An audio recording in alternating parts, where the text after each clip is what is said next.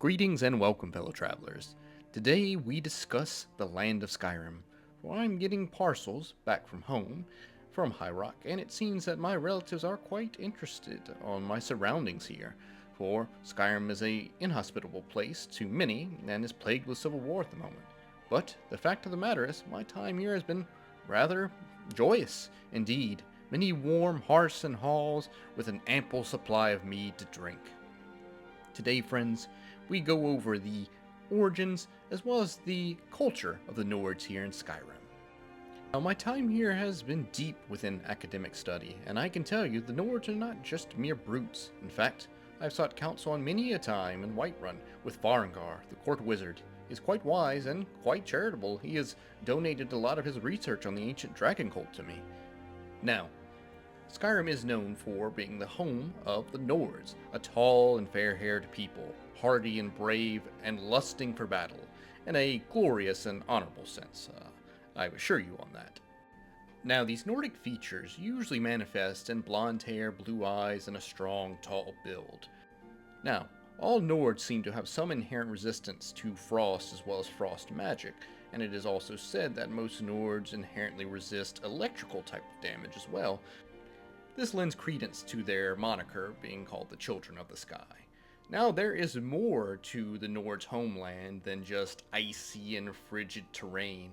Indeed, there is many a rich biome here, from the wonderfully vibrant markets of Riften, where you might have to watch your pockets every now and then, but you will see lush vegetation and very warm and reasonable weather, to be quite sure.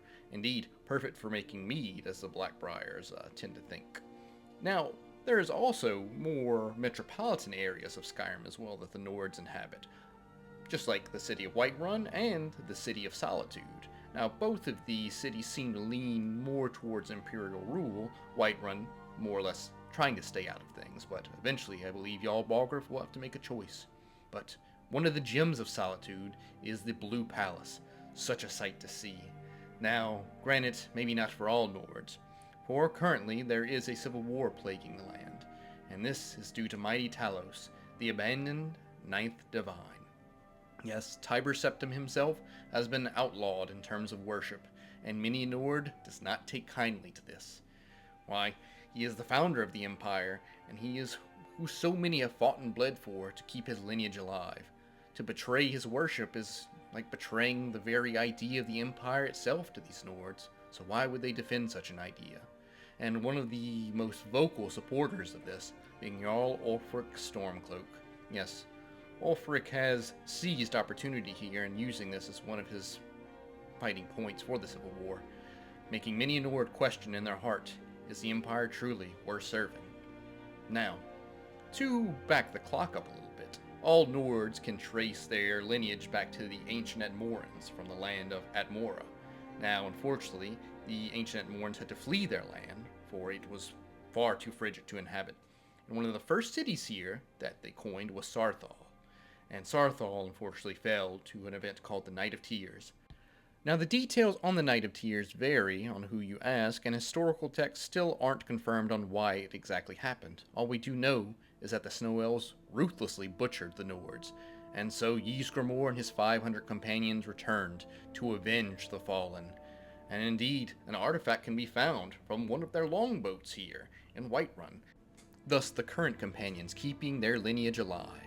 Now, a less-known topic is the fact that Ysgramor would have more than likely been associated with the dragon cult. Indeed, the ancient Atmorans revered dragons as well as many other animals, but the dragon being the top of the pantheon, and it's hard to argue why. I mean, a beast that can fly and breathe fire or ice is hard to argue with in terms of worship. Now, eventually, this dragon cult would be toppled in what would be known as the Dragon War.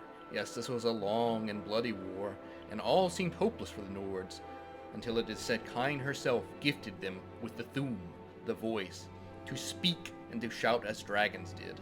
Few Nords to this day are able to practice as such, and the main practitioners being the Greybeards, who keep the Way of the Voice philosophy alive.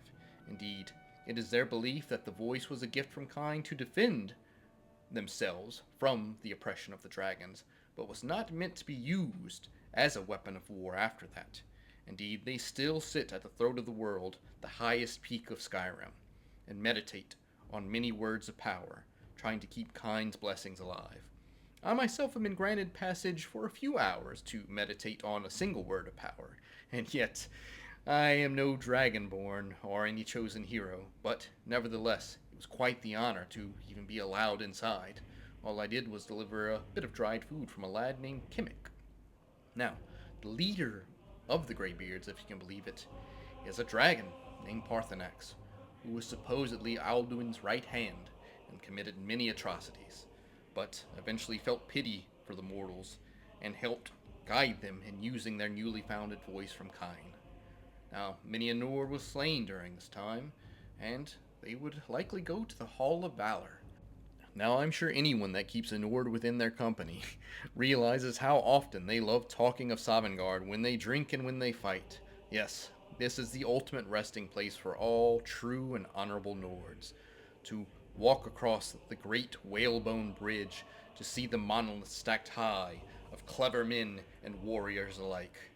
Yes, this whale bridge alone would be a sight to see, but its main guardian being the shield thane of Shor himself. Soon, it is said that to enter the Hall of Valor, you must be tested in battle by Soon himself to see if you are worthy to drink, make merry, and share stories of glory and honor with your brothers forever. I'm sure that the Hall of Valor has such wonders inside. Constant drums of war songs, lutes playing the greatest symphonies you could ever imagine. There's said to be an endless feast of whole cows, mutton, all the mead one could drink, and all the companionship one could seek. Indeed, you would be surrounded by many glorious friends in battle, perhaps your shield brother or sister. Now, there is so much more to unpack about the Nords and their ancient ancestors, but I believe this shall suffice for the time being of this correspondence. I hope you've all enjoyed my coverage of the Nords and the land that they call home, Skyrim. Till then, stay safe in your travels, friends.